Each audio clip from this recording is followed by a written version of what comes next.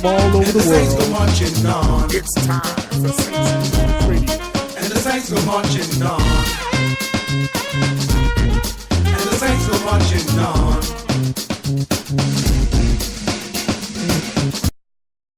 All right, Saints fans and Who-Dats from all over the world, from the West Bank to the East Bank to the Crescent City Connection. This is Kyle T. Mosley of the Saints News Radio crew. I'm here tonight with Remy Jones of the crew. What's going on, Rem? Hey, Kyle, I'm good, man. I want to thank everybody for the and everything and all the love that y'all gave me. My surgery went well. I got that Viking horn out my butt real good, and that that Patriot foot. I mean, you know, so the doctor said if I just stay off my butt for a while, I should be all right. Well, hey, be ready for some Panther teeth and claws. Yeah, they said beware. They said beware because Panthers bite. You know, so yeah. Oh, man. It is coming, my friend, man. Well, guys, the Saints went down in the Superdome on their home opener against the New England Patriots on this past Sunday. The Saints it was very disappointing for a lot of the fans. They went down 36-20 against the Patriots. The Saints offense had their struggles at times with execution. The Saints defensive backfield had many struggles with execution, couldn't even cover a fullback out of the backfield. So it was a very trying time in the Superdome against the New England Patriots. In the second half, the Saints defense did shut them down to only 6 points, but it wasn't enough for the boys in black and gold to be able to come back and make a run at it against Tom Brady and the New England Patriots. So a lot of people are disappointed. Of course, a lot of people think that the New Orleans Saints have to make some changes. Some think the changes need to exist before the end of the regular season. Sean Payton, if he's not on the hot seat, it sure is looking warm these days, Rem. Man, it should be pretty doggone. It's a little bit warmer than warm, I'd say that. 3 years at 7-9 and another 0-2 start. It should be heating up. Man, it should be burn, baby, burn. You know, the thing is, I'm not the ultimate optimist, as y'all probably know from listening to me in the past few seasons. But whatever they're gonna do it at the end of the season. I say, we started this season with all of these players and with these coaches and this management. So let them finish it out. But if we don't see an improvement, clean house. Yeah, and that's the optimal word, improvement. And that's what we've been looking for the past several years. Can the team improve? We thought bringing in Mike Nolan at the linebacking core, we will see an improvement. We thought getting rid of Rob Ryan and bringing in Dennis Allen, it would be an improvement. Having Aaron Glenn as the defensive backfields coach, we thought that's going to be an improvement on defense. But we are having too many issues with how this team needs to execute. The defensive backs allow too many easy plays to the fullbacks and some of the wide receivers. It's not much you can do against Gronkowski, of course, but Kenny Vaccaro at times was very inept against him, and he got benched as a result. But, Remy, just as a fan looking at the play on the field, it appeared that these guys were kind of zapped of their energy, especially after that first drive that went into for 3 points for the Saints and not really getting into the end zone like they needed to get into. Yeah, I agree, and I'll say this, man. As bad as I don't think our team is as bad as they are playing. That's what really frustrates me. It has frustrated me the past 3 seasons. I'm just not seeing enthusiasm. I'm not seeing passion. I'm not seeing execution. The passion is not there. Right. and it's just lackluster performance. And you know, they keep talking about how great the locker room is, but no, man, if that's what we're seeing on the field, if we cannot feel your passion, your energy, how is it in the locker room and it's not on the field? And so something, you know, I know it's what you're supposed to say when you get in the media, but, you know, the average Saints fan is not stupid. And so, you know, we know that something's not right. And people are just saying what they have to say to keep their jobs. And that's starting all the way at the top. People saying what they have to say to keep their jobs. But, you know, this is not good football that we're seeing now and have been seeing. In fact, I would not be surprised. Well, I know there's a couple of teams worse than ours, I think, in defense. But I would not be surprised to see this season the Saints and maybe two other teams break our record from that Sean Payton suspension year when we had the worst defense in NFL history. I think we're on pace to break that. But I think there are two teams even worse than we are. So man, we won't go in the record book, but we'll be worse than we were that year. Look, it is getting bad because overall for our defense, they're ranked 31st. Overall in yardage given up, they're ranked 32nd. So we are dead last there. I mean, over the past two games to give up 777 yards in passing. The first two games of the season. That's the mind-boggling part right there for a defense that we believed we were going to see an improvement. Now, right. There was a glimmer of really good hope in the kid from Ohio State, Marshon Lattimore, and the way he shut down Brandon Cooks was great. That was great to see. If you guys don't follow his podcast, you know who that confessional used to be on the network last year. Now Deuce is doing more video breakdowns of his analysis of the Saints. So you need to check out what he was talking about this past week and just showing how the footwork and the hip placement of Marshon Lattimore is so fluid and so seamless that he was able to make the easy transitions whenever Brandon Cooks did his inside slant moves. He was right there on him the whole time, and it made it very difficult for him to complete a pass or catch the ball from Tom Brady. You know, so I mean, those are what you would say glimmers of hope, right? But still, man, Cam Jordan needs some help. Kakahi, that one sack showed, yeah, that's what we needed. But he was non-existent the rest of the game. Right. We have a number one draft choice from last season right there in the middle, Sheldon Rankins. And over the past two games, he's only accounted for 2 tackles, 1 solo and 1 assist. We cannot have this if we're going to be able to have the pressure that we need up front. The pressure was coming from around the corners, but up the front there was no push. Davison, Rankins, and Aminata, they were not able to get any pressure up the middle on Tom Brady. That's why he was having such an easy time to be able to read and analyze who he's going to throw the ball to and just get it out. And you know, he's a quick study, man. So I don't know, man. We back to it's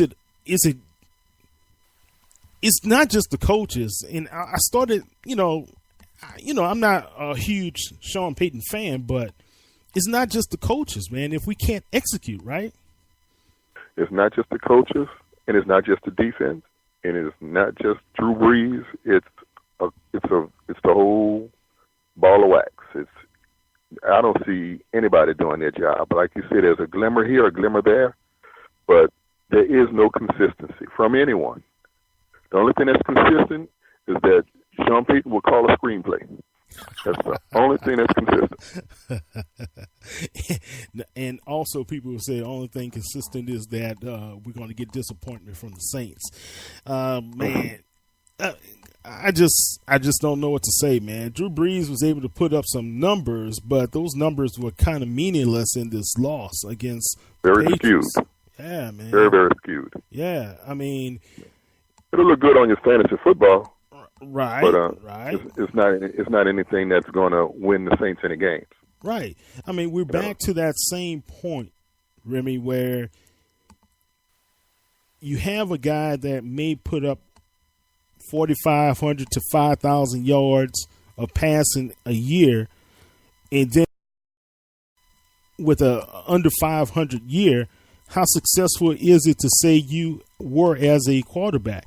So the onus will come back on Drew, but they're not going to read the other stat line, how the players were not executing. They were not listening to the coaches, or maybe we just have a deficit at talent.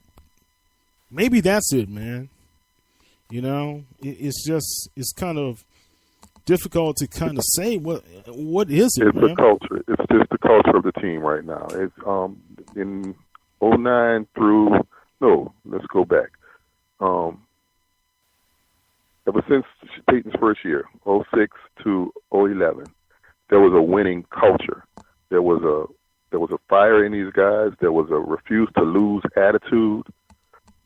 And ever since that playoff loss against San Francisco, that is gone. There is no more of that fire. That's what I'm seeing. Mm-hmm. The passion is not there, and I don't know who's to blame for that. I don't know if that's coaching, if that's lack of leadership on the team, in the locker room, whatever. But whatever it was that brought that to our team, it's no longer there. And either they got to get somebody else or some other system in there to bring it back, or like I said, just dismantle the whole building and build something else. Yeah, and the fear for many of the fans in Who Dat Nation is, okay, so if we fire Sean Payton, right, who's going to be our quarterback? Because Drew most likely is going to bolt. If we lose Drew, we don't have a quarterback, we are really going to be behind the 8 ball another 2 to 3 to 4 years. That is probably true, but how different is that from where we are right now anyway? Well, that's worse. Exactly. It's really, really bad. And I hear my man from Harahan, Mr. Barry Hirstius. What's happening, B? How you doing, Kyle? I'm sorry that I'm running late, and I can only stay on for a short while, but I caught a little bit of what you and Remy were talking about. I'll just chime in here real quick. As you know, I was at the game last week. I was in New Orleans for the last few weeks, actually, visiting my brother and of course, doing some concert attending for U2 concert and seeing the game. Which I heard was awesome, by the way. Yes, it was. Yeah, he was hanging out with Bono. He didn't want to tell us that, man, but that's okay. But one of the things that stood out to me was the body language of the team. I tweeted it out. I don't think it didn't get retweeted a lot because I don't think a lot of people maybe got by implication of what I was trying to say. But what I was this was in the first quarter. I mean, I want to say I think it was when they went up 13-3. I think they missed the extra point. And just the body language of the defense as they were coming back out onto the field. The Breeze and the offense would 3 it out, and they had a punt, and so they had to come back out. And it's just that look. It's that kind of look that you see from the teams in the mid '70s or in the mid '80s in the pre Jim Moore era, in the lean years of the Bum Phillips era, where a team just knows that it's beaten already. It's just downtrodden. It just brought back a lot of bad memories for me personally, and I just said, to me, it was a clear signal that Sean Payton has lost this team. I totally believe they've tuned him out, at least the veteran players. I saw where Drew Brees came out and said, "We believe," and And I think the fans believe, well, I don't think Drew Brees believes that. I think he's towing the company line.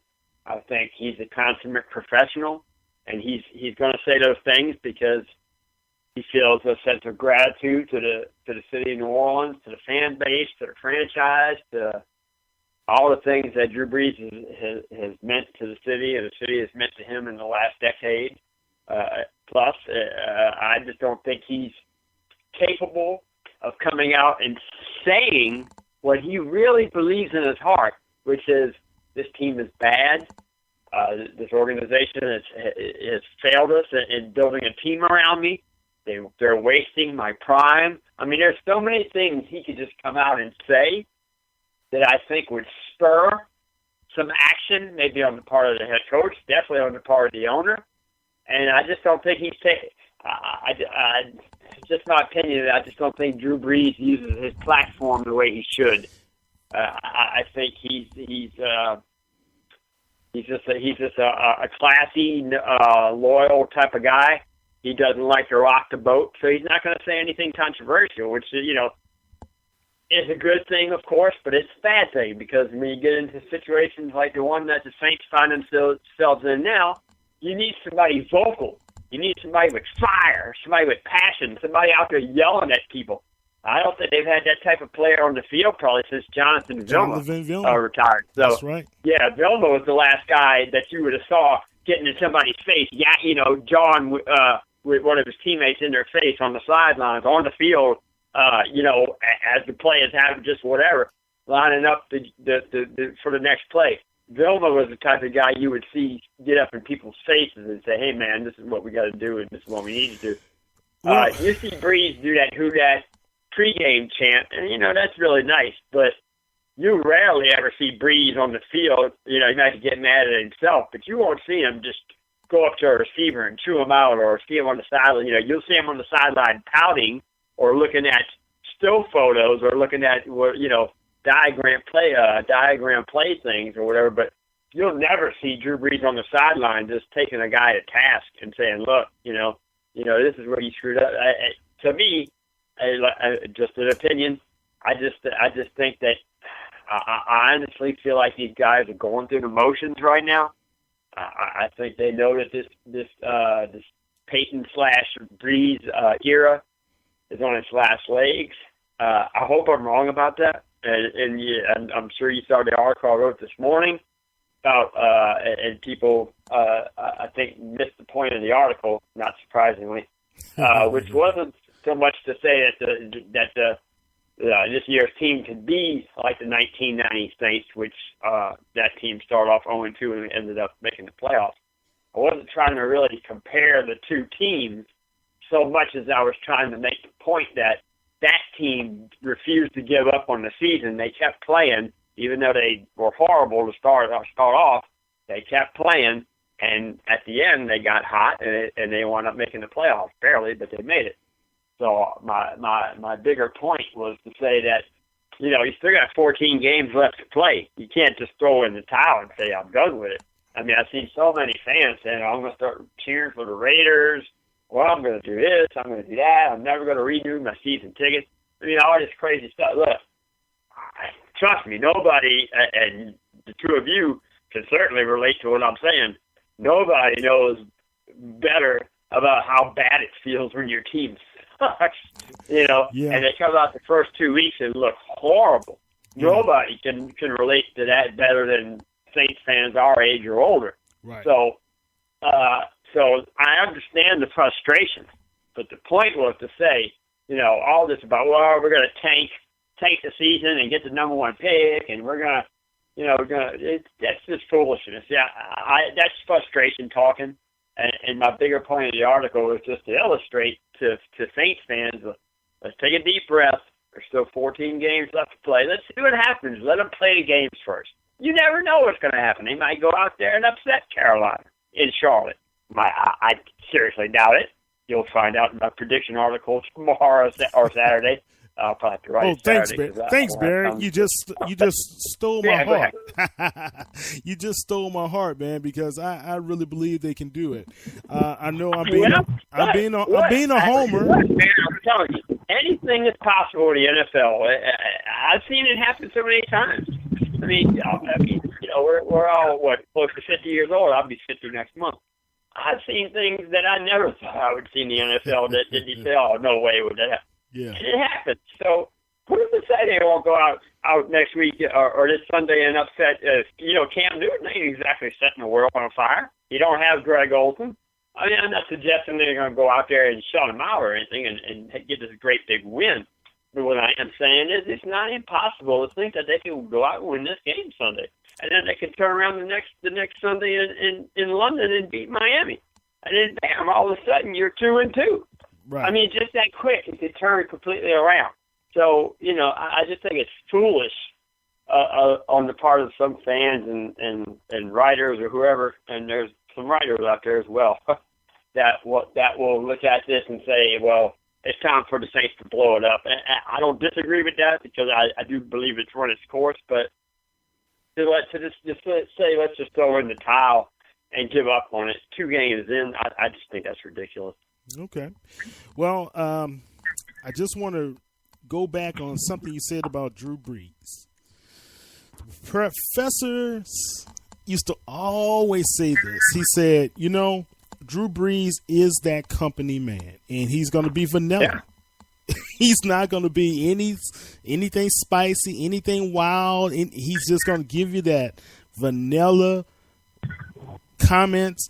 But the thing, like you said, is concerning you is the body language. What concerns me, and Eric Asher brought this up on last week, is the tone in Drew Brees' interviews are very blasé. You notice that? Are very blasé, and they don't seem to have that same hint as before that, hey guys, we're going to find a way to come out of this and get through it. I just don't hear the same tone. Bob Rose, how you doing, buddy? I am good, gentlemen. How's everybody doing tonight? Good. You're here with myself and Barry, man. Bob, you heard what Barry said, that a lot of people shouldn't be ready to jump the ship quite yet. There's a way that the Saints can possibly right the ship against Carolina and Miami, and we're not going to forget they have a bye, then Detroit, right? Absolutely. And I caught Barry's well-written article this morning and jumped on the call as he was talking about it. And yeah, he's absolutely right. Saints fans, this team is 0-2 and has not looked good in doing that. But it's only 2 games. There's still 14 more games to play. Now, there's not a single one of us that can sit here and honestly say that these guys have played like a good team. But there's still plenty of time to turn this thing around. Y'all hear me say it all the time. It's a group of young players that we still have not seen the best out of any of them. But that we do need to see some improvement relatively quick. I don't think it's quite time to consider this a lost season for sure. And you can't say that it started to unravel yet. But a young group of guys, if their confidence continues to drop, this thing could unravel by the bye. Right. As far as unraveling is concerned, I believe Barry and Bob, if these guys do go 0-3, it's sayonara any hope of playoffs. I do believe that. So this is a game that's not an optional game for the Saints to win or lose, I should say. It's win or really go home and watch the rest of the season, how we are able to develop these young players. But we have to be honest. What we see currently is nowhere near a playoff team. What we see now is nowhere near a Super Bowl championship team, right? No way. Right. So absolutely. We have players right now, like you said, Bob. Can we see them develop? Can they learn? can they be able to progress?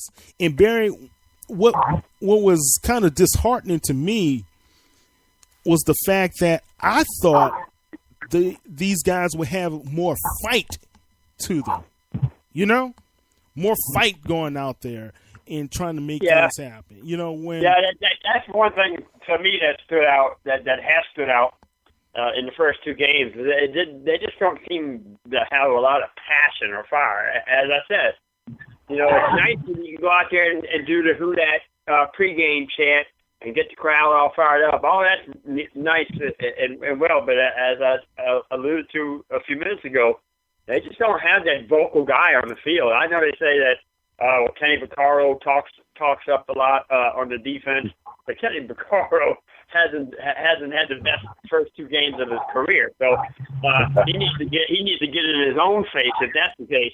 But to me, as I said, I just don't think they've had a vocal guy on the field and on the sideline since Jonathan Vilma retired, and that's what they missed. They need a guy who just comes in and makes everybody accountable. Even if he's a defensive player and he's on the sideline jawing with an offensive player. You see it all the time. You see Von Miller of the Broncos do it. You even see a guy like Khalil Mack of the Raiders doing it, going back and forth with Derek Carr last year in the game I saw. So look, you know, that's what it's all about. Guys holding each other accountable, and to me, there's no accountability on that team. And it's rampant. I ain't just talking about among the players. It's obvious among the coaching staff and the organization too, and it goes all the way up to the owner. And I don't even want to get into this again, but you know, I keep getting conflicting stories from different people that I talk to privately that say, you know, Benson is mentally sharp as he's ever been for a 90-year-old man, especially. And I hear other people say that's not the case. So I don't know who to believe or what's the actual case, but I tell you this much: if Tom Benson is competent and he's paying attention, you're going to have a decision to make if this gets bad. If this doesn't get turned around and they don't pull out, you know, a winning season or a wild card, and it ends up 6-10, 5-11, he's going to have an awful hard decision to make. Do I keep Sean Payton around and subject the fans to another year of this stuff, or is it time to blow it up? Because, you know, 90 years old, sorry, you ain't got much time left in this world. And if you're going to see another Super Bowl before your life is over, you ain't going to see it with this crew. I mean, that's just my opinion. I hope I'm wrong about that, but you know, so if you have to blow it up in order to get another team of that caliber, another championship caliber team, well, man, you know, as you and Remy alluded to when I was getting on the air, you know, you're talking 3-4 years at minimum to build that type of team. Right. So, man, look, I'm telling you, I hope I'm wrong about this. I really have a bad feeling that we're about to enter into another dark ages or dark era of Saints football. God knows, I hope I'm wrong about that, but I don't think I am. Well, let me ask you guys this. And I said this 4 years ago. Sean Payton should put down the playbook, put that placard down, get into being a head coach. Yeah. If Drew Brees is not that guy in the face of people, he needs to be that guy.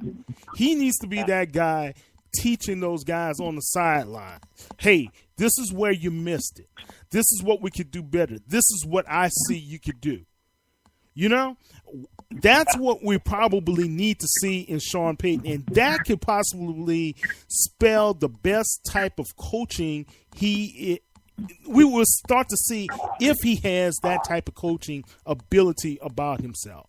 Calling these plays may not be the best thing for him, but sitting down with that defense after a series or two and talking to those guys, or telling the the wide receivers and the running backs, hey, these are some of the things we need to watch out for. We're going to put these players into place. And coaching, actually coaching, may be the best thing for the Saints.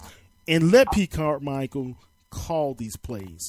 If he's been an offensive coordinator with you for over 10 years, why aren't you allowing him and trusting him to call these plays? You know, after a while, if I was Pete Carmichael, I'm like, why am I still here? You know, Bob, I mean, would you still stick around if Barry said, all right, I just want you to write 1 or 2 stories a day?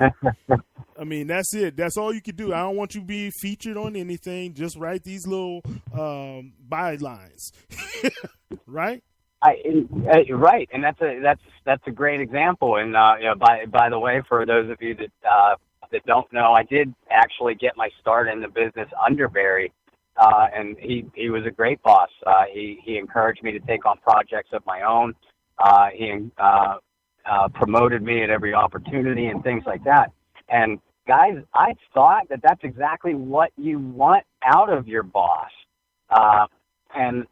No, you're absolutely right. If I was Pete Carmichael, I wouldn't stick around. He's proven himself to be a good, capable offensive mind, and good coaches are hard to come by on any level, but especially the highest level that there is. And if Coach Carmichael feels like he's being held back, and by the way, how could he not feel like he's being held back, then I certainly would look to move on if I were him. And as far as why Sean Payton has not turned over the play calling duties to Carmichael's on a consistent basis, ego. It's I was going to say it's one word and one word only. It's ego. It can't be trust, because we know that Payton does surround himself with guys that he trusts, and he's loyal to a fault. Joe Vitt is proof of that. So Carmichael certainly has to have Payton's ear, but the fact that he's not at the forefront and center of calling these plays, that's a big, big problem. And Kyle, you just alluded to it when you said, both you and Barry, when you said that these players need somebody to hold them accountable, get into their face, install a little bit of emotion. That's been Sean Payton's personal strength his entire career, even as an assistant coach. He doesn't have to prove to anybody that he's an innovative offensive mind. What he does have to prove to people is that he can rebuild a team. And at this point, if you're going to grade him on his ability to do that, at this point you got to give him an F, because these young players are not developing as a head coach, as a coach at all. I've always been taught that your greatest strength is not in your knowledge, but in your ability to both teach and delegate. Well, as far as the teaching goes, these guys have been playing football all their lives. You don't need to teach them how to play football. You do need to teach them how to be professional football players and to continue to develop. So that's number one. And number two, the strength to delegate, that certainly isn't there. He has to recognize, how can I help my team? And the best way to do that, in my opinion, is delegate the play calling duties to a guy who's done it before for you and done it very successfully to a record-breaking pace. And that way, that frees myself up as the head coach to go around and help develop these younger guys, because guys, that's the way I keep my job, isn't it? Right. Well, here is the critical point, and I don't want to belabor it any further, but delegate. Delegate, you have to have trust in people, because you're entrusting that when you give that task or responsibility to that person, that they're going to see it through, right? So there is a lack of, it's not 100% trust in the person. I trust you enough to sit down with Drew Brees to come up with the game plan, but on Saturday night, I'm going to sit down with Drew Brees and you and go over that game plan one-on-one. That's what he does, right? To make sure everybody's on the same page. And then I have a quarterback who's a Hall of Fame quarterback, I don't even trust him enough to call his own plays on the field. Let's think about this, guys. Remember, Barry, when we were growing up, who was calling the players on the field? Archie Manning. Yep, Archie Manning called his own plays. Starbuck. Terry Bradshaw. Archie Manning knew the plays so well. He knew the Saints offense so well, like the back of his hand, that they gave him that authority. Hank Stram and Dick Nolan, when Dick Nolan took over from Stram, gave him that authority. He was what him and Roger Staubach and maybe Bradshaw. There was only a handful of quarterbacks in those days that even had that privilege of calling their own plays. So, yeah, you're right. So, therefore, I have a guy that is very knowledgeable of the offense. Now, one of the reasons why Peyton Manning was so successful on the field, when he started calling his own plays, Peyton had a feel for how he wanted the game to be ran, right? So, Dungy and those guys allowed him to be able to call those plays. Not only they allowed him to call those plays, to put in certain plays specifically for Marvin Harrison or for Reggie Williams, and make sure that these plays were going to be critical to how the team was going to progress down the field. That's why their offense was potent. That's why their offense ran so well. So you have a guy in Drew Brees. Why wouldn't you allow him to do the same thing? Let's say for a series or two, right? Maybe not the whole game, but allow him to be able to put something into play where he's calling plays and trust him enough to be able to execute. Okay? Guys, if you want to call in, if you're listening in, it's 504-533-8444. You can talk to Barry Hirstius as well as Bob Rose and as well as myself. Bob, let's find. I need to ask this question to you as well as Barry, right? Where in the heck is Sheldon Rankins? Well, Kyle, when you had me on the halftime show, that was the very first thing that I said, I believe. Mm-hmm.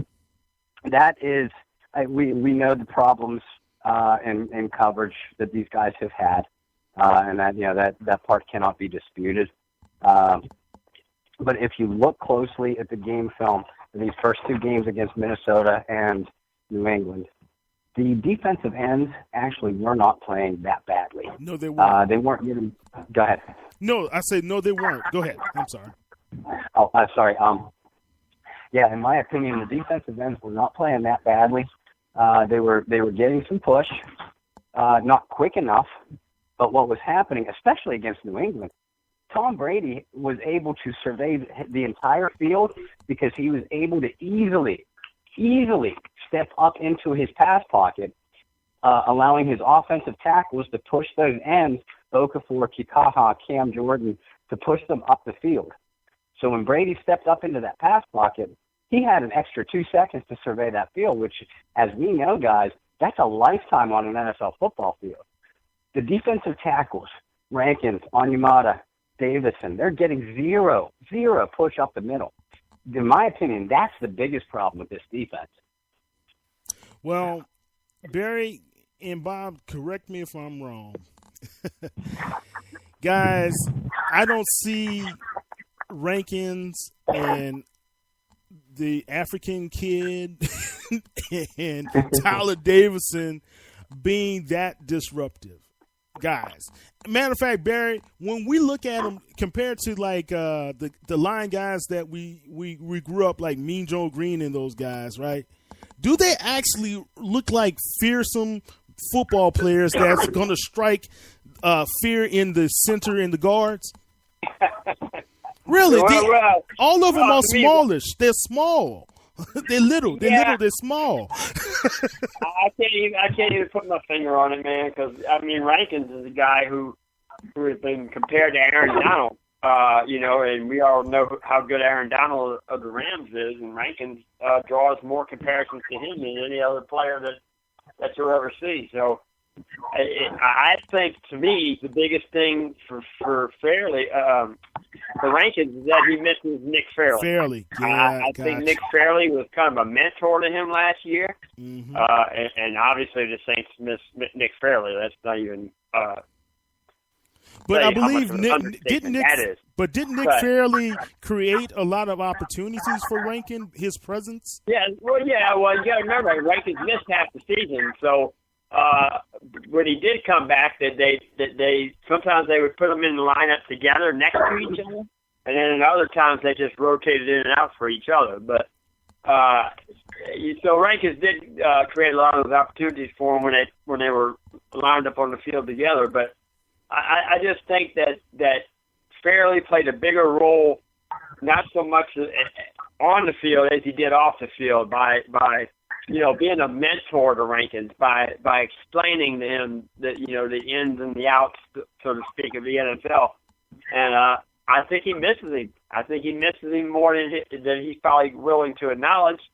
Now, hopefully, he'll overcome that and shake off this slump or this bad start to the season. But that's to me, that's got a lot to do with it. Onyemata is a raw kid. I mean, he was a Canadian defensive MVP, and he's still kind of learning the difference between Canadian and American football, which is kind of hard to learn when you go straight to the NFL instead of going to an American college or something. But that said, he's a tremendous athlete, so it's not like he's bereft of the talent or the capability to play the position. Tyler Davidson, nice player, not an overwhelming, and he's really a nose tackle, so he's not really a pass rusher so much as he is in the middle of the line. But he's a nice player. He did, he was all I believe it was Mountain West, I think, with Fresno State, but he's not a world beater by any means. So I agree with you in that sense. They lack that push in the interior by far. But I just think there's other things that I question personally. For example, the Muhammad kid. Okay, I know he's a rookie. I know Sean Payton had some issues with, he wanted him to clean up some technique issues and stuff in the preseason. But look, that kid was on fire in the preseason. And when you basically got no pass rush whatsoever, this is what you do in the first 2 games of this season. Why not throw the kid out there and see what he can do? No, Barry, I'm sorry, man. I'm sorry. You're wrong. Because you got to think like Sean Payton. You don't go with the obvious. You don't go with the obvious stuff. Hey, you go ahead and put Trey Hendrickson in. That's what you do. Yeah. Hendricks, Muhammad, you said it. 4 sacks, led the NFL preseason. No, we don't want to start him. We're going to do what we want to do. We're going to put Hendricks in. Yeah. Yeah. Who was injured most of the preseason, so you never even knew what he could do. You know what you got. Muhammad already pretty much. He deactivated the kid, man.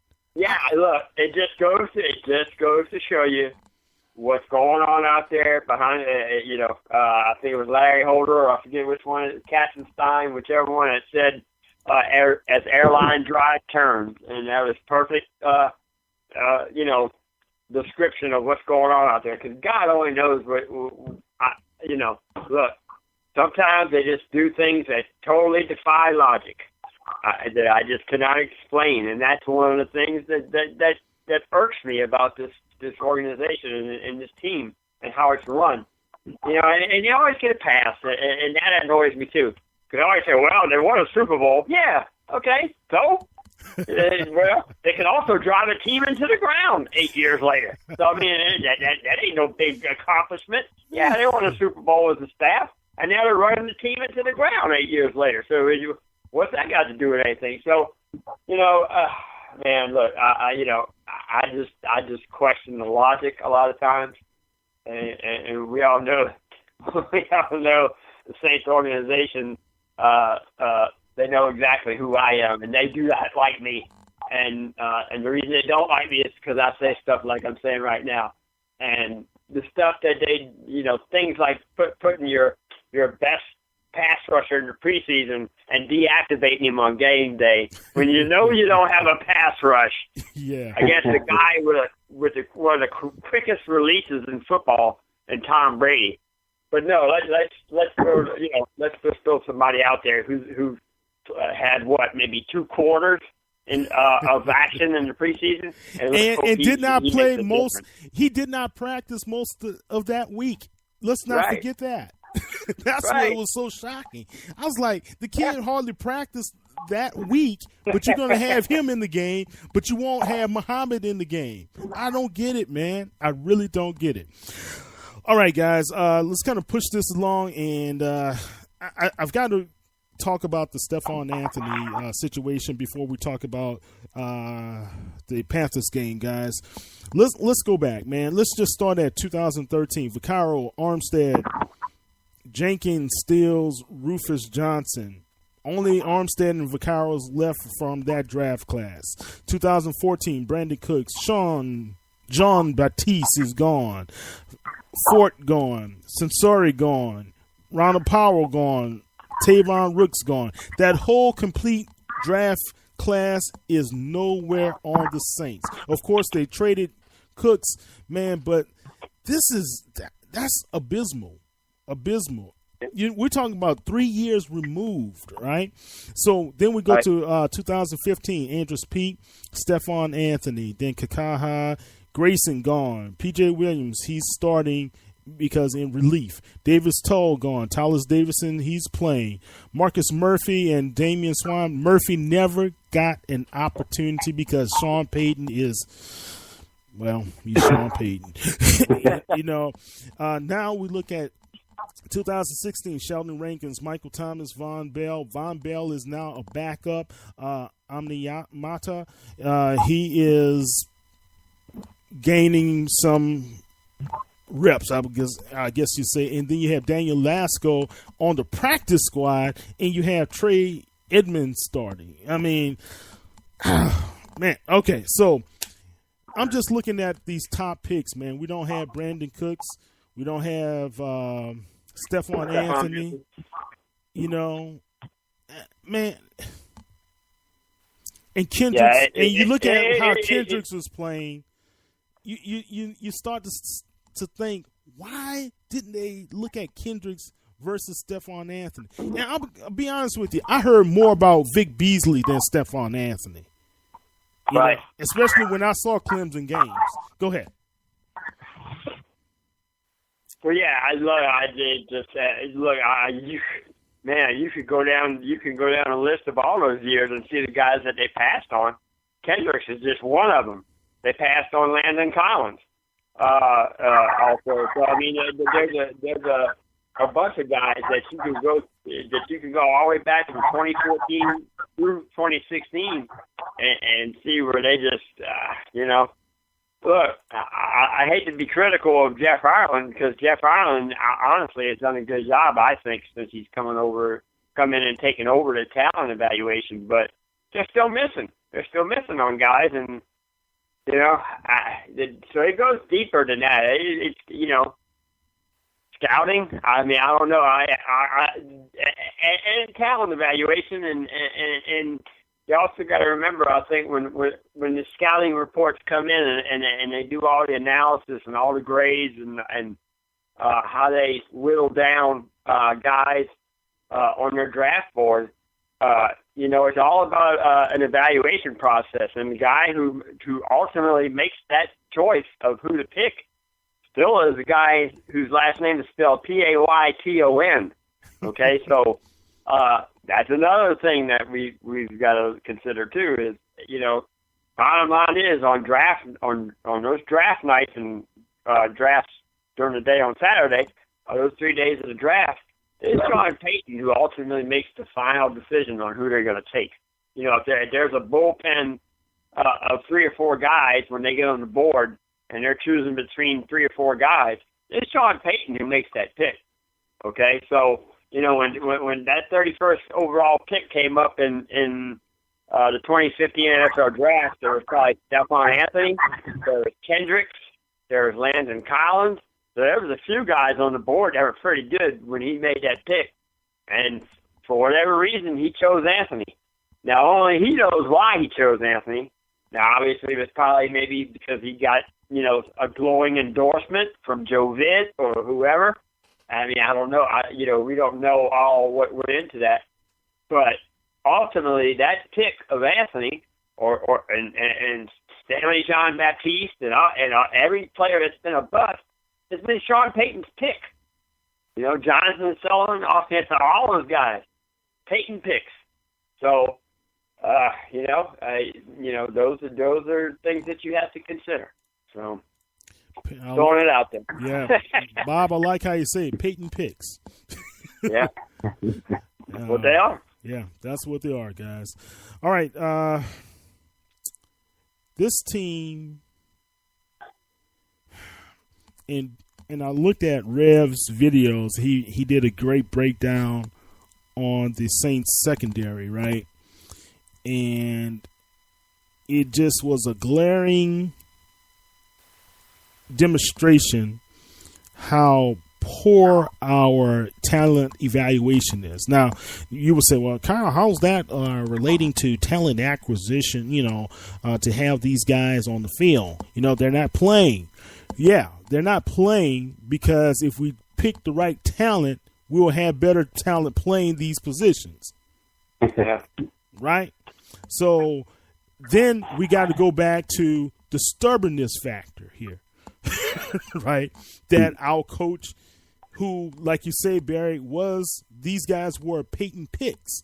So those years, 13, 14, 15, 16, 17, Bob, correct me if I'm wrong, but didn't everybody keep saying we needed pass rush,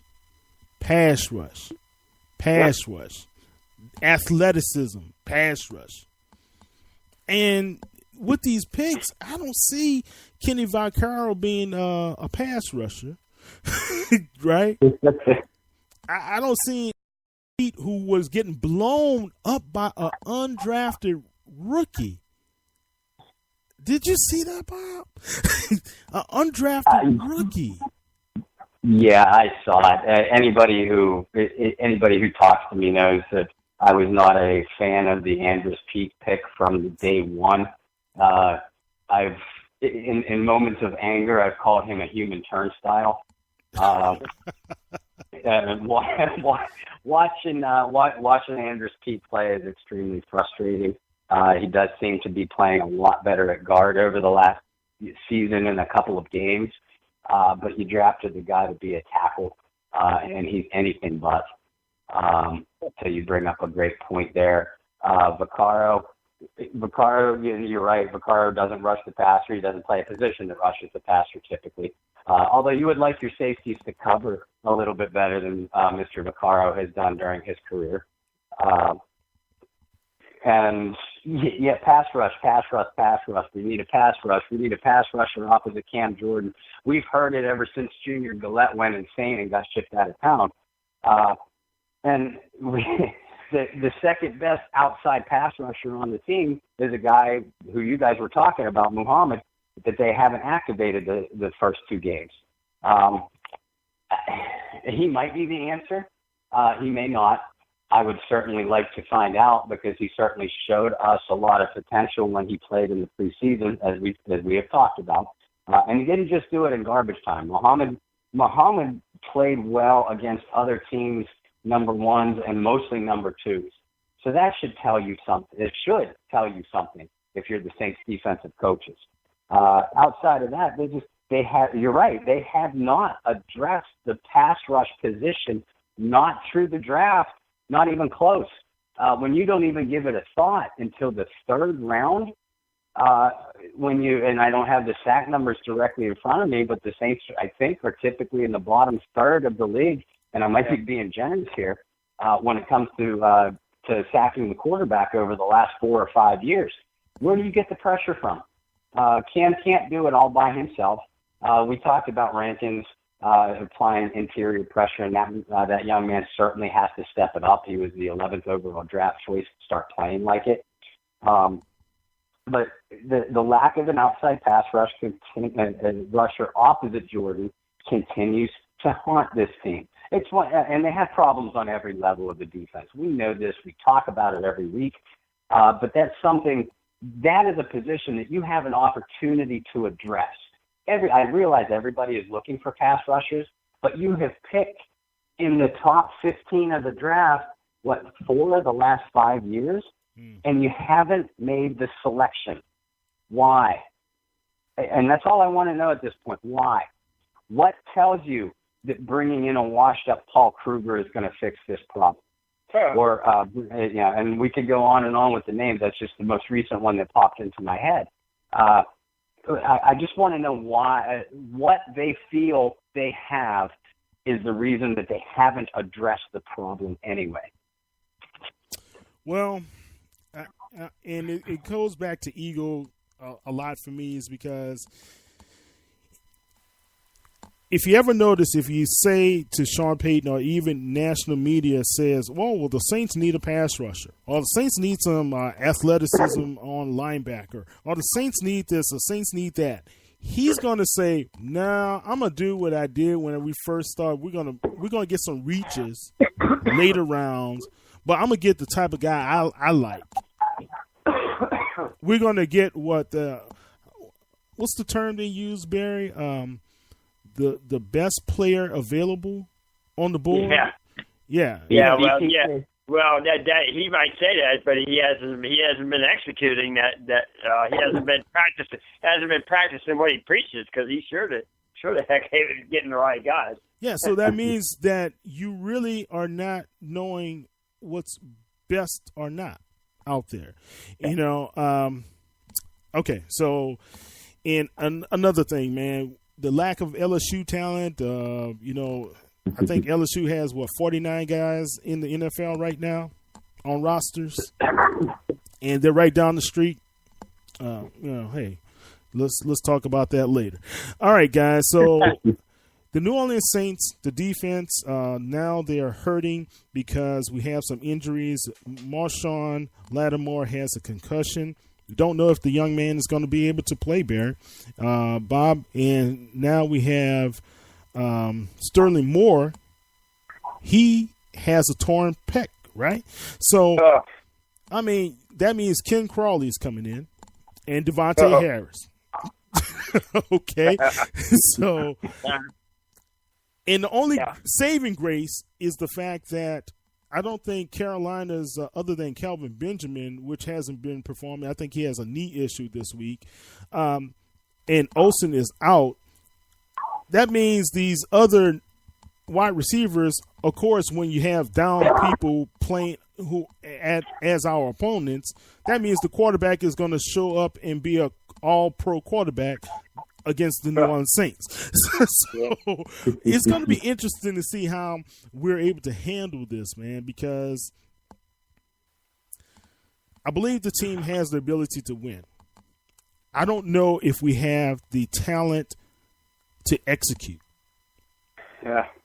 That's the whole deal. Do we have the talent to execute? And do we have the leadership to be able to really get in those guys' faces? And I'm going to say this, man.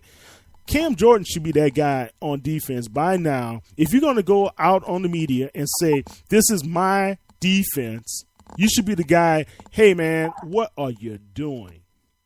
Yeah. Where are you? Why aren't you getting in the face of Tom Brady? That's the only way to disrupt him, Sheldon. Where are you? If Davidson can get tackles, if Aminata can get tackles, why can't you register a tackle? And you playing 66 plays.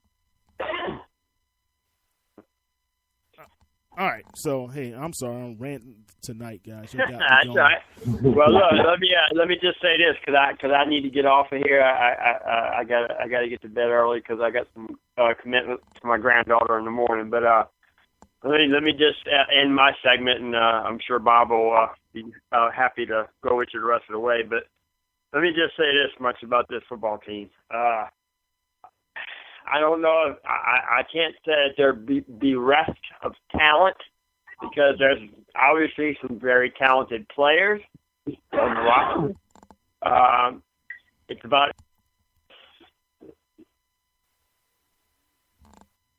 Barry. Bob, I think we lost Barry there. It sounds like it. His granddaughter must have been in a hurry to get to the tent stick. Yeah. Papa had to get off the line. So go ahead, Bob. Let's just kind of wrap this up. Your final thoughts on the Saints before we talk about them against the Panthers, man. I'll piggyback a little bit off where I think Barry was going. This team does have good individual talent. The number one problem is that they aren't playing together as a team, and by that I mean that there is no progression whatsoever. We expected. I know we keep jumping on the defense, and this team has its share of offensive problems right now too, surprisingly. But we keep harping on the defense, but that's with good reason. They can't stop anybody.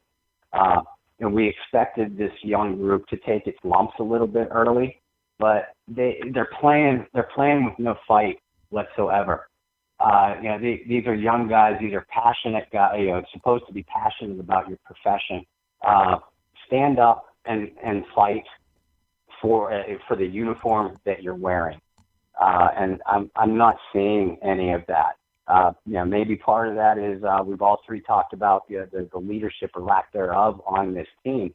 You look, I think you still do have some leaders. Cam Jordan is one heck of a leader, and he does work with those younger defensive linemen. I've seen him do it in training camp with Tyler Davison. He has harped in that young man's ear for 2 years about everything X's and O's, even on the sidelines and through the autograph lines. It was actually very, very cool to see. So you have, Cam as one leader. A.J. Klein, I know he's new to the team, but A.J. Klein has the potential to be a good leader. Same with Craig Robertson. The secondary is full of young guys, and I'm sorry, Vaccaro is no leader. So it does have to come from somewhere. But this team needs to start coming together. You're right. We keep coming back to the coaching or lack thereof, coaching, and there is a lot to that. Those guys, especially Coach Payton, have to answer and be held accountable for this thing. But at the end of the day, it's the players on the field that determine wins and losses, and they're not doing it right now. Right. We're all frustrated at it. I know. Yeah, and Barry, he made it back. I want you to close out on your end, Barry, before you have to go. I'm sorry. My phone went dead. I had to plug it into the charger real quick because I got long-winded and didn't realize it was about to die. But just to finish off my thought, Bob kind of ties it in to what I was going to say, which is it's a lack. There's just a lack of. I don't think it's a lack of talent so much as it's a lack of fundamentals, a lack of discipline, a lack of execution. It's little things. It's little things. I mean, you go back in the Minnesota game.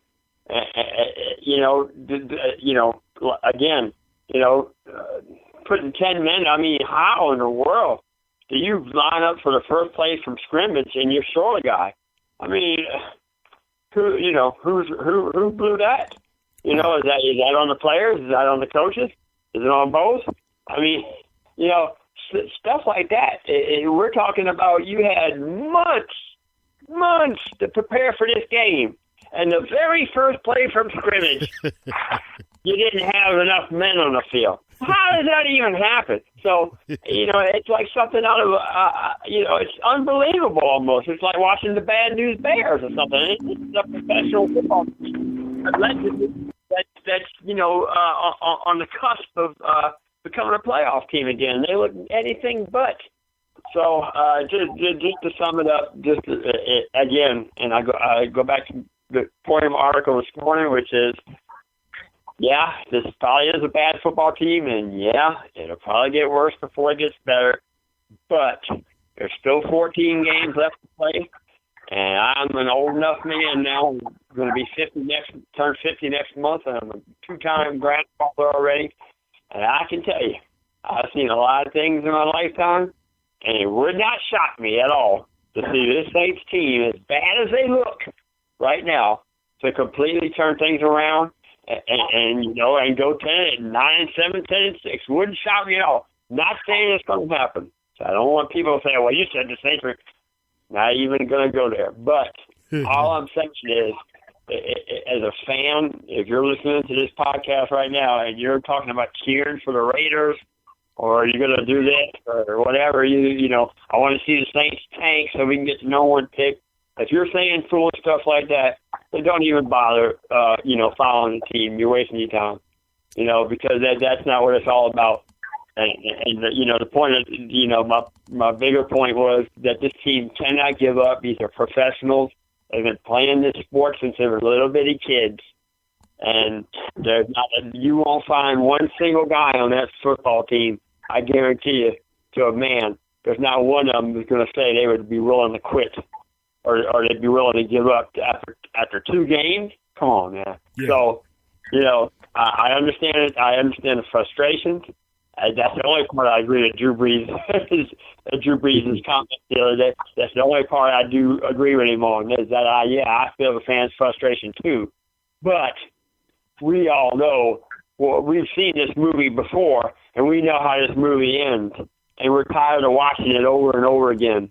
So you got 14 games to show us something different, because if not, then changes have to be made. I don't care how you do it, but if you do not deliver in these next 14 weeks or 15 weeks with the bye, if you do not deliver on your promise that you made to all these fans for the last 3.5, 4 years, then it's time to go. Because in the NFL, we already know head coaches have been fired for much less. We've seen guys that had winning seasons get fired, days later. Had winning seasons, won their division, and got fired days later. So the fact that Sean Payton even has a job right now, it's something he should be looking up to the stars and thanking the Almighty that he's even got a job right now. Because if he was in any other city in the NFL, he'd be unemployed or be an analyst on TV right now. He wouldn't be coaching the New Orleans Saints. So 14 weeks to go. Let's see what happens. All right. Barry, before you leave, man, what's your pick for Sunday? Well, they're playing in Charlotte. I haven't written my prediction article, so I'm kind of giving it away, but I've been really stretched for time and traveling back and forth and doing stuff with my family since I got back in town. So I may or may not have the prediction article this week, but I'm going to go ahead and spill the beans now. I'm going to go Carolina 24, New Orleans 20. All right. That's Barry Hirstius of Saints News Network. All right, B. Take it easy. All right, thanks, man. I'll talk to y'all soon. All right, thank you, man. Okay. All right, Rem, I see you back on the line with us. Bob, Remy, let's kind of wrap it up. Rem, let me ask you this, man. From a fan standpoint, what's the tone down there, man? And after these 2 losses, is just everybody's just being demoralized? Do they still have some hope? What's going on? There's a lot of hope, but that's all there is. There's not a lot of expectation here. It's like Barry just said, man, it's a movie we've seen before. And it's not like Shawshank Redemption, which I can watch over and over. This is more like, Straight Outta Brooklyn or something like that.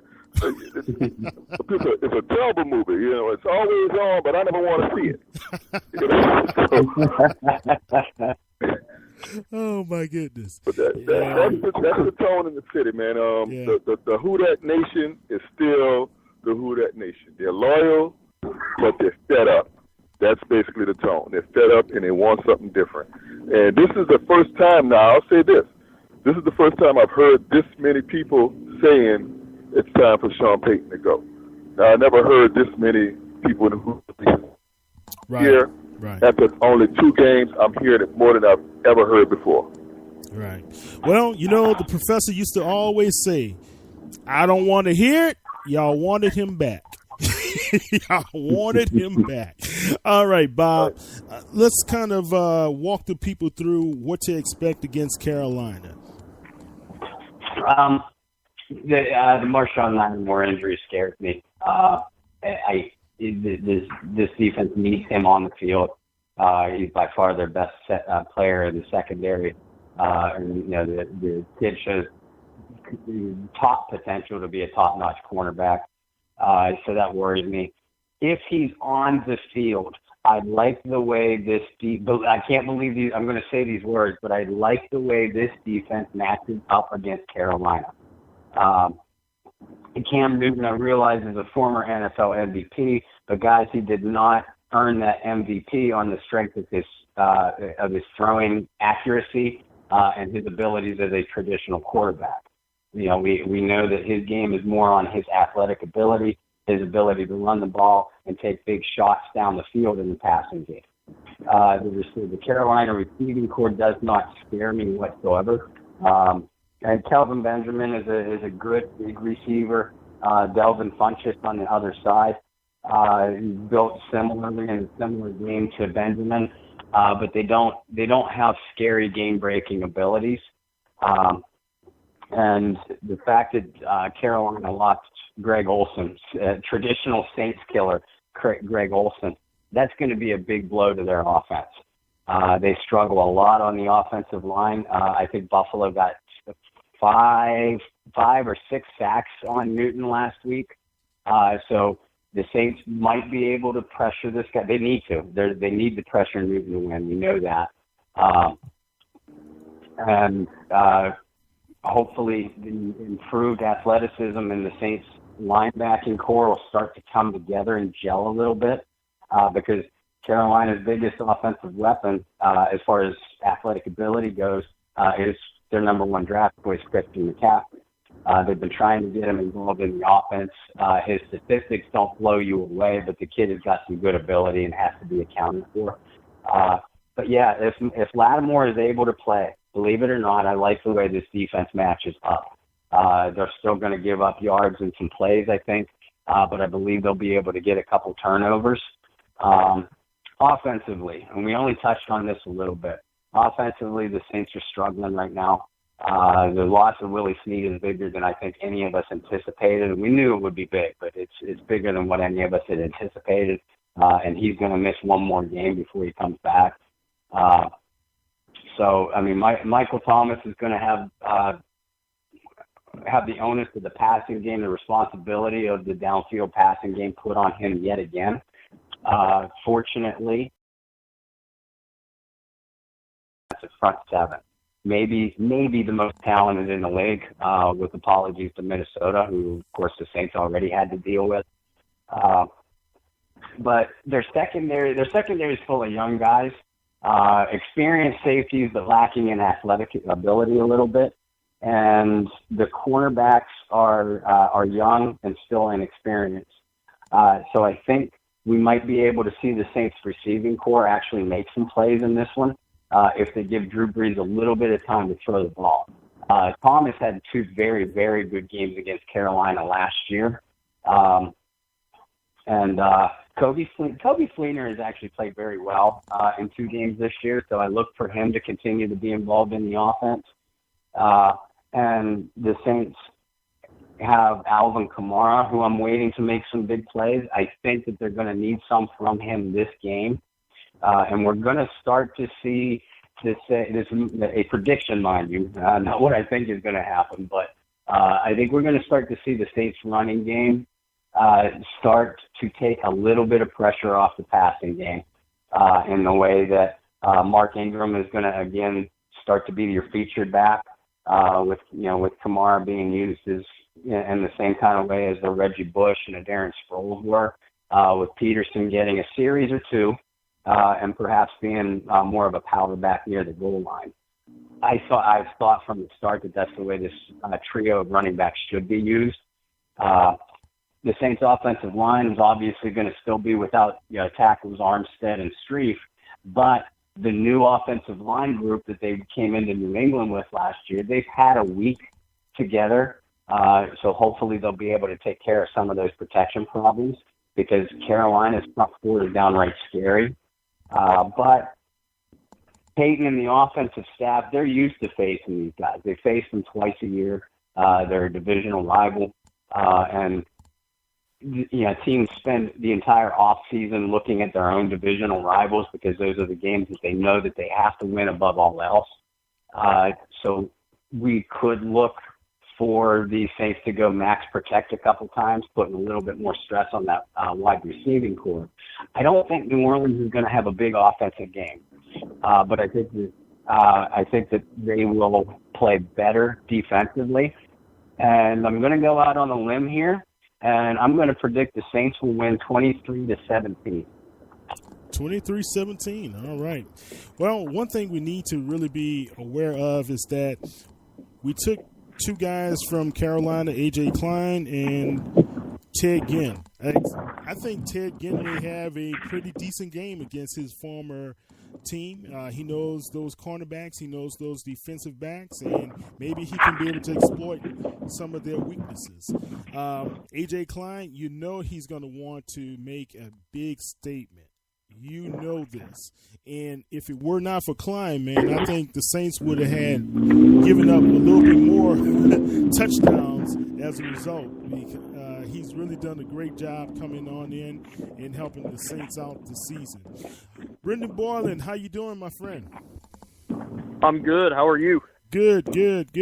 I'm going to get with you in a quick second. Hey, Remy, what are your thoughts about the game coming up on Sunday? Kyle, you're breaking up. I didn't really hear what you said. What was that? Yeah, I didn't either. What are your thoughts about the game on Sunday? I'll be watching it. That's my only prediction. I can guarantee you I'll be watching. But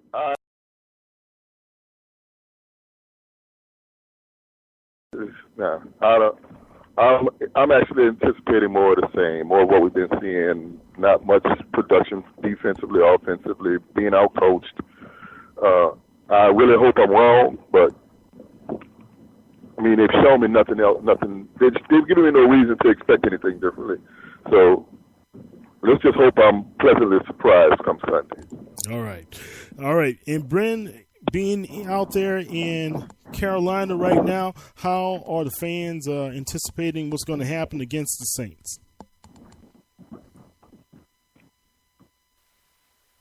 Brendan? Well, I think a couple things when it comes to that. I think for one, everybody's kind of not optimistic to say it the best and nicest way that I can. It's really hard to be optimistic, given I know I'm real late for this, had stuff and duties here at the university, but I don't know if you guys talked about it, but it's hard to watch this team right now. Defensively, I think you guys just alluded to it. Out-coached, outplayed. The defenses looked really bad. Not a lot of people being optimistic.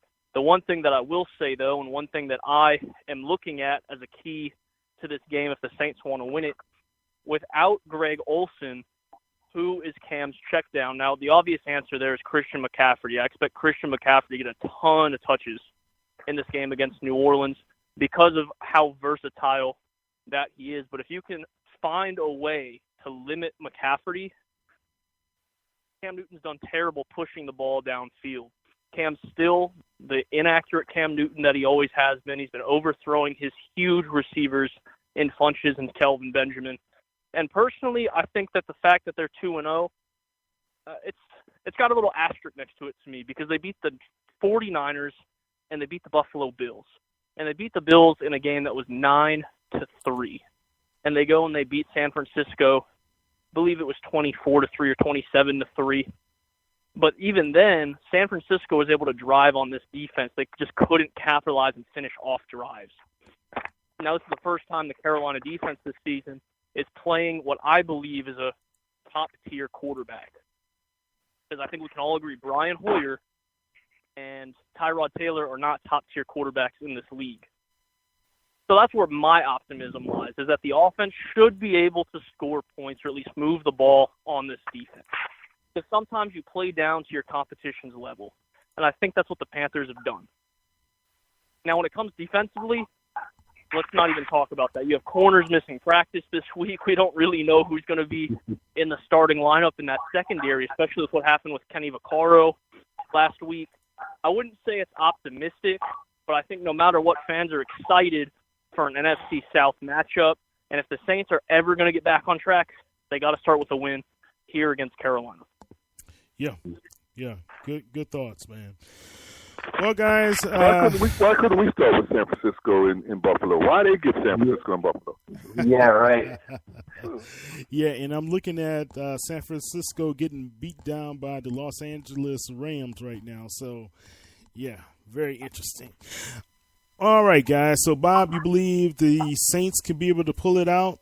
Remy, you're not so optimistic. Brendan, you're a little bit more than optimistic. I'm cautious. I'm cautiously optimistic. Like I said, if the Saints can move the ball in this game and they can hold Christian McCaffrey and force Cam Newton into bad throws, if you look statistically, Cam Newton's worst throwing performances in his career have came against this New Orleans Saints team, even these historically bad New Orleans Saints teams.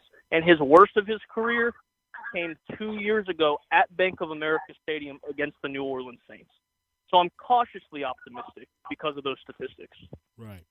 Well, I tell you, he doesn't look like Cam yet, and that's the only saving grace. But he still has wheels, and the Saints are going to have to pay attention to him trying to get out of the pocket. So the over pursue has to be contained. Hopefully A.J. Klein can be able to be there to help out, but he's going to need some help, man. He can't do it all himself in the linebacking core, and that's where we need to have some speed from Craig Robinson to be able to assist him in those efforts.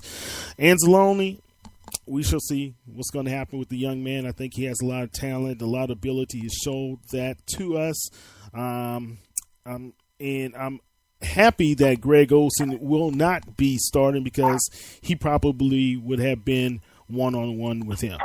So that's a good thing for the time being. So right now, guys, I'm kind of optimistic about what could possibly happen on Sunday. I still think it's going to be a tight game. I think it may be closer, might be 16-17. So I'm not saying it's going to be the Saints on the winning end on this one. I'm kind of neutral. I'm going to do a push right now. So I haven't made my final guesstimate on what's going to happen. All right, guys. Any last thoughts, Rim? Okay. My last thoughts. I'm tired of it, Saints.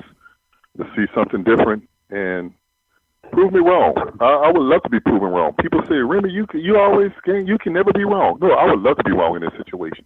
Please prove me wrong, Saints. All right, good. Bob, any last thoughts?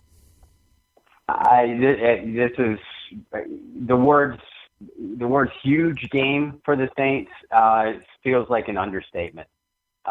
This could be a launching point for them, or it could be.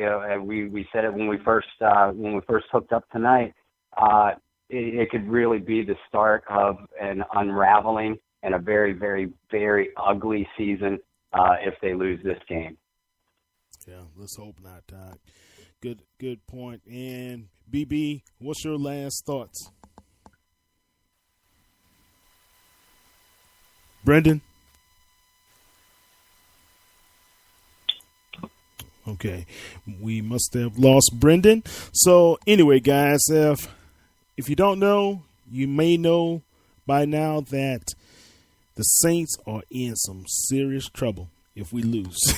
We are in some serious trouble if we lose on Sunday. So they're going to have to come out and perform, and they're going to have that intangible that we've been speaking about tonight, playing with some passion. And I just didn't see it the first two games, and it's been noticeable. So let's see if they can be more confident in their abilities, be passionate, and let's see how Sean Payton actually gets in their coaches and helps to turn this team around. One good thing, guys, Drew Brees has not thrown an interception. And just soon as I say that, guess what's going to happen on Sunday, right? And the Saints have not had any turnovers. So, that's a good thing. Adrian Peterson. Hey, Kyle, last thought. Adrian Peterson sorry, needs had to some come. phone issues there. No, that's okay. said, Adrian Peterson has to be on point for this game. If he's going to give the ugly eye, mean eyes to somebody, he's going to have to bring it. Go ahead, man. Go ahead, Brendan. I'm kind of with Bob on this one, was that we could start seeing an unraveling of a terrible season, but I'm going to go a step further and say this is a huge game for New Orleans. You might not have to win this game, but please be competitive.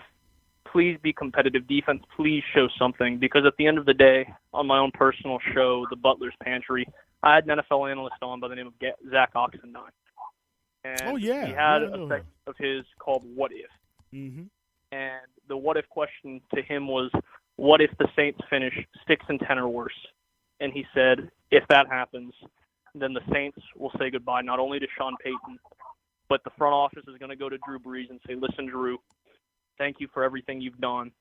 As one last thank you to you, we're going to go send you to a contender so you can go contend for a Super Bowl before it's all said and done, and the Saints are going to get whatever Drew's still worth. Yeah, well, I think that contender could be the Texans. But go ahead. Oh, actually, Zach kept it in the AFC South and said, look at Jacksonville.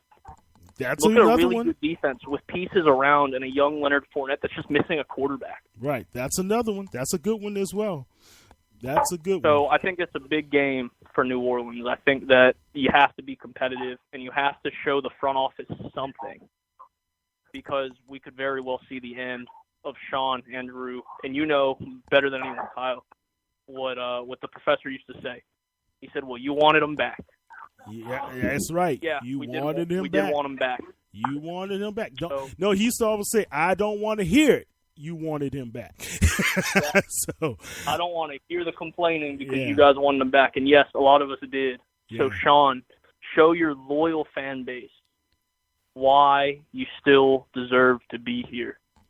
Yeah. And this team's got to show this loyal fan base why they are still a team that could at least contend and push to possibly get that 6th seed and get into that wild card spot. All right. It's not as far-fetched as people think. Yeah, good stuff, man. All right, Brendan, I know the Butler's Pantry is on Thursdays and Wednesdays of the week, or is it Tuesdays and Thursdays? Tuesdays and Thursdays, 4 o'clock Eastern time for you guys. That's more 3 p.m. in your central time zone. It's on WGWG.org. Easiest way for you guys to get it since you guys are out of market. And I'd love if you guys tuned in. Heck, I'd love to have some of you guys on at some point. If you guys want to talk football, I'd love for you guys to join me and break down a little bit of NFL. All you have to do is ask. You know I'll be there for you, man. So, yeah, Sounds definitely. Thank you for the invite. And I know Bob will be there as well as Barry and Rim. Okay. Absolutely. And, Bob, how can everybody follow you on Twitter and social media? You can follow me on Facebook, and as most of you know, I write for the Canal Street Chronicles. We have a great group of writers and a terrific editor in Mr. John Hendricks. And if you're listening, congratulations, boss, on the new addition to your family. Oh, Hudson. Mr. and Mrs. Hendricks had a little baby boy earlier this week. So congratulations to all them. Everybody is happy and healthy. Yeah. Canal Street Chronicles also has a Facebook page. Canal Street Chronicles can be followed on Twitter at SaintsCSC, and my own personal Twitter is at BobbyR2613, where I retweet articles from Mr. Barry, retweet articles from our Canal Street Chronicles, as well as release my own pieces. Awesome. And Rim, what about you, buddy? Remy wants to be anonymous, so I only do Facebook. If you're lucky enough to find me on Facebook, it's simply Remy Jones. I don't tweet. I don't snappy chat. I don't. Facebook is the only place you can find me. Okay, man. And Saints News Radio. You can check us out on Spreaker at Saints News. You can check us out on TuneIn as well. Matter of fact, if you have an Alexa or an Echo, Amazon Echo, you can just say, Alexa, play Saints News Radio on TuneIn, and we will come up. So you'll be able to hear the latest of our podcast on TuneIn. And you can check us out at Saints News on. Alexa was turning on when I said that. I'm going to have to turn her off. So you can hear us. Alexa off. So she doesn't listen. She's kind of disruptive at times, guys. So Yeah, you know those women get. yeah, she's all off. But you can check us out at Saints News on Twitter, as well as Facebook and Instagram and the rest of the pages out there. Check Barry out at www.saintsnewsnetwork.com. All of his latest articles are featured on Saints News. All right, guys, let's have a good one on Sunday, and hopefully we may have a halftime report. Maybe it's a little bit more positive than the last one, right, Bob? So let's see how things go for the second line to give you guys a report at halftime. This is Kyle T. Mosley of Saints News Radio. Thank you, Barry. Thank you, Bob. Thank you, Remy. Thank you, Brendan. Appreciate you guys. Let's have a good one. Who dat, baby? Yeah.